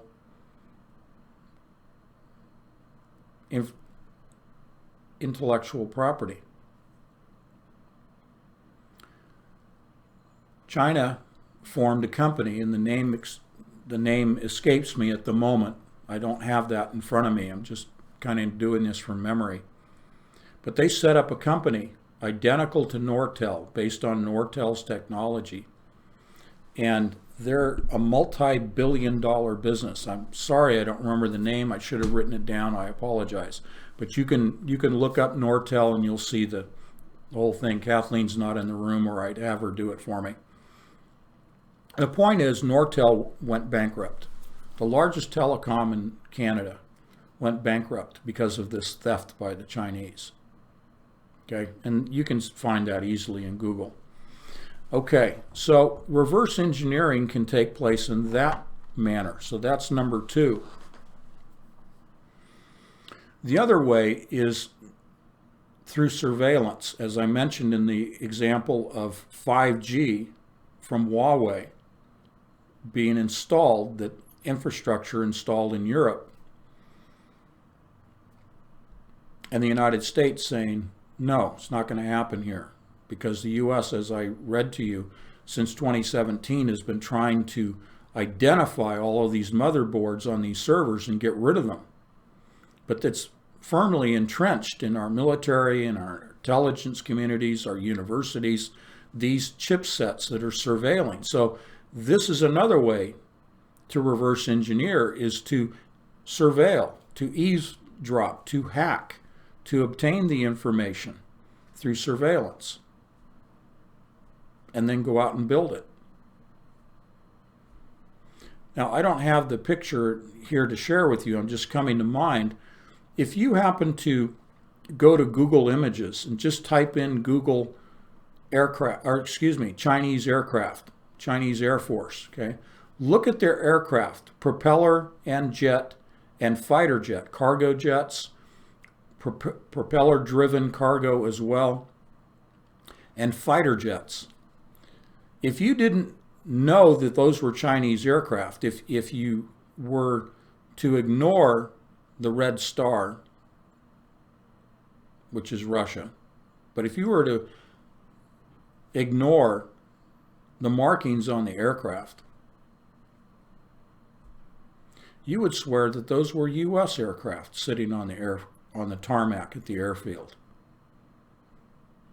And the only reason you would know that they're Chinese is because Patch Airlines lands a Chinese military base, and we all bail out of the aircraft and run around and say, hey, you stole those designs from the United States. These look exactly like U.S. aircraft.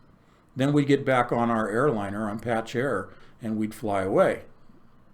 Hopefully. Anyway, I'm being silly. I'm getting a little punchy here. We're getting to the end.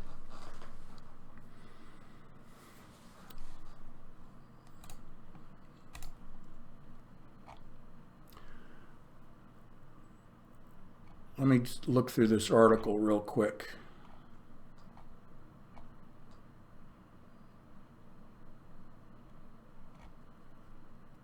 Okay.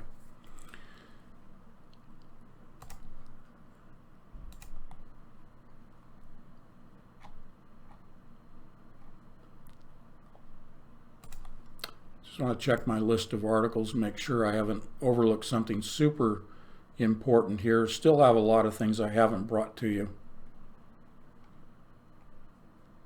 but we're getting to the end of the evening. So, in review, we talked about quantitative easing. We talked about the foreign exchange reserves of the Chinese. We talked about China's debt problem that they had prior to the coronavirus. We talked about their quantitative easing.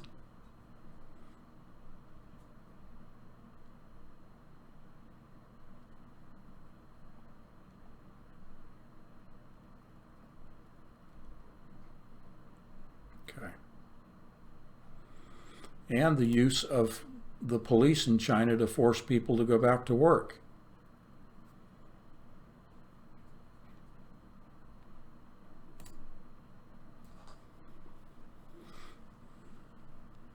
Okay.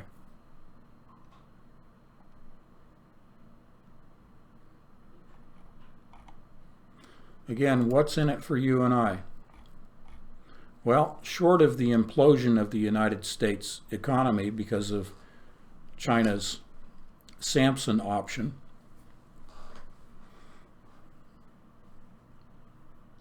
we have the loss of jobs, businesses and jobs, because of the 30 cents on the dollar scenario. The dumping of these cheap Chinese goods into the marketplace, forcing businesses to lay off and to actually close their doors, and ruining their investments, and the ripple effect that that has throughout the U.S. economy. That's what's in it for us, short of an implosion. I would urge you to continue to pay attention to economic reports coming out of China. I will do that on your behalf, but I urge you to do it as well, because I think that these are the indicators of a very large stone that has been thrown in the pond. The ripple effect, because of the implosion of China, is backing China into a no-win situation. They are going to have to react on the world stage. I mentioned to you last night that already there are rumblings coming out of the Chinese Communist Party that they're pointing the finger of blame at the United States. They're doing that to deflect blame being directed their way, not just by the world itself, but by their people internally. Over 1 billion people. I think it's 1.4 billion. And there's only a handful of people in comparison that are running the country. And that handful of leaders in the CCP, they see this as an existential threat, literally, to their lives. Because if the people rise up against the police, against the People's Liberation Army, en masse, this is what the leaders fear the most. Can you imagine the masses of people, millions upon millions? Their military, it's a 200 million man standing army, the PLA, 200 million man standing army. But even that, 200 million with their weapons and technology, in the face of their own countrymen in the millions coming at them. That's the fear on the part of the CCP. That's what they're facing. So they have to deflect that and point the finger at the United States. Now, whether the U.S. did it or did not do it, we need to pay attention to this, because this is a wounded animal. It's not the Russian bear. This is a wounded animal.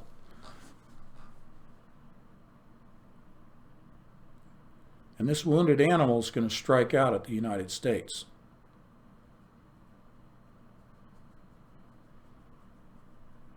Now, is this going to be military? Or is this going to be economic? Or is it going to be both? I'm not trying to promote fear here. I'm simply trying to paint what I think is a factual assessment of the situation.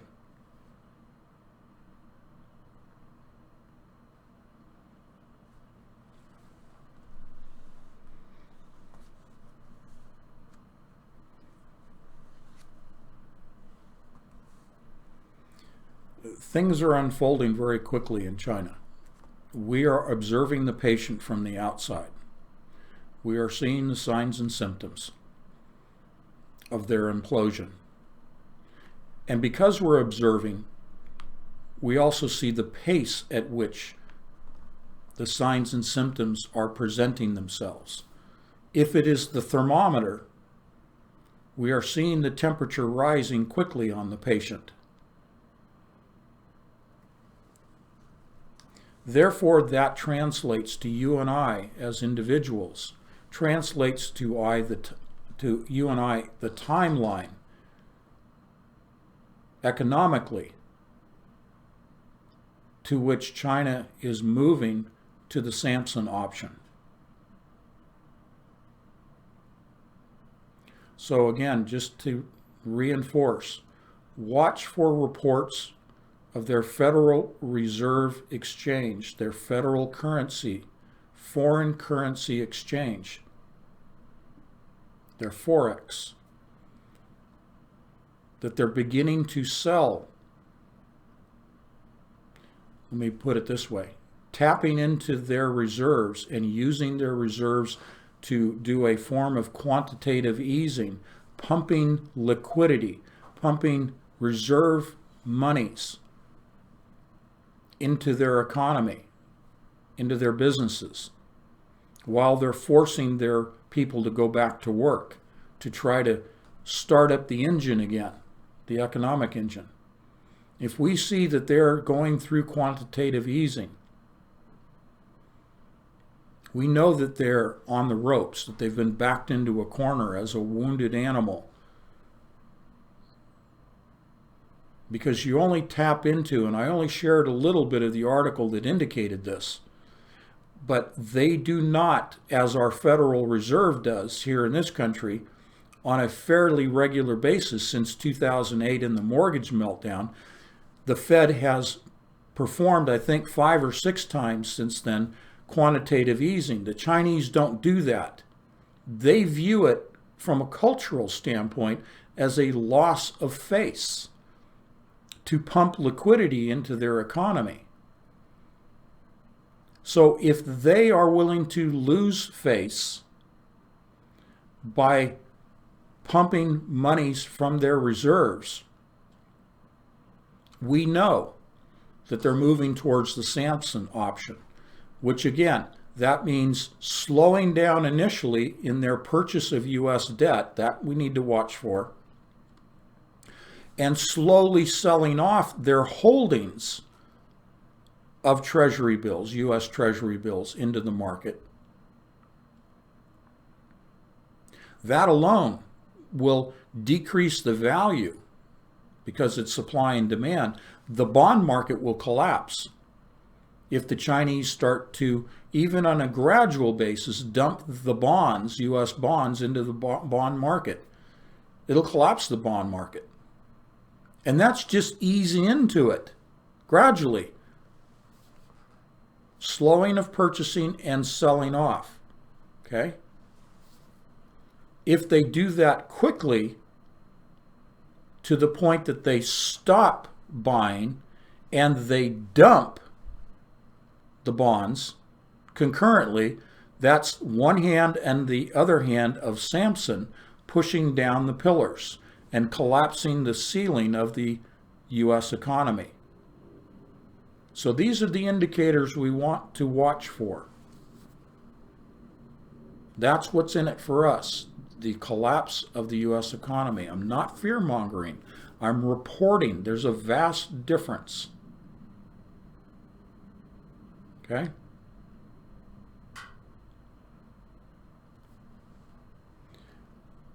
Perhaps one of the easier things to pay attention to is this report that I cited to you about the shipping containers. That's an easy symptom, an easy sign of the patient to pay attention to. If we see more and more reports of ships not being able to unload in China, and the stopping, especially in the United States, of the export from the United States of food and other goods to China, if that stops,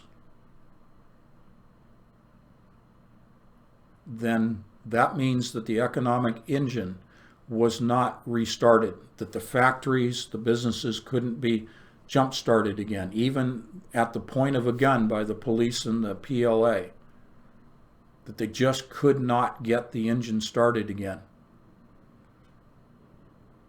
The easy indicator is that if they cannot bring in goods from around the world to keep their businesses operating and to feed their people, think about the thousands of shipping containers just from the United States of food, refrigerated foods. And those refrigerated shipping containers only have enough fuel to run the gasoline engine or liquefied petroleum gas, natural gas, LPG, propane, to run those engines on those refrigeration units, or battery power that is designed only for the time it takes to ship it across the Pacific, then very quickly sitting on a ship or that can't unload or sitting dockside, those refrigeration units quit and all that food spoils. If the food cannot be moved to the people, because the biggest issue, the reason it's all jammed up at the ports, these shipping containers, is because there are no truck drivers driving trucks. Just like our infrastructure in this country of just-in-time delivery with minimal warehousing, same thing in China, just-in-time delivery, moving it from dockside out through the distribution channels by trucks, and the trucks aren't moving. You can see where I'm going with this. This is mass starvation of the Chinese people.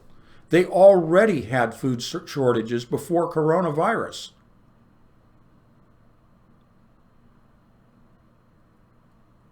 So the patient is going to show signs and symptoms of starvation.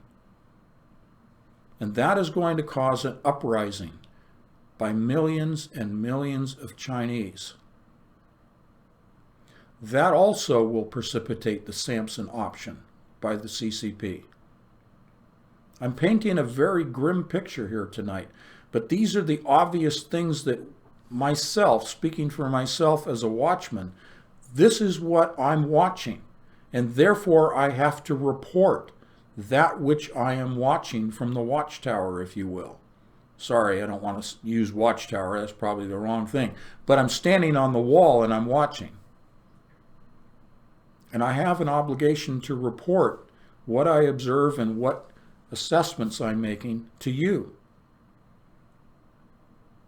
So it's not fear-mongering, it's reporting.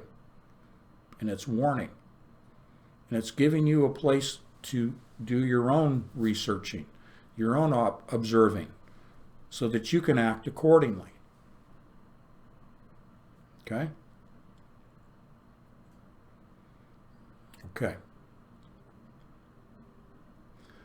I appreciate your patience with me kind of trying to fumble through all the things that I had set up. I had quite a bit of material there, and again, I didn't get through it all, but I think I got through the most important points for tonight. I overloaded myself with references, and that slowed me down, and I appreciate your patience.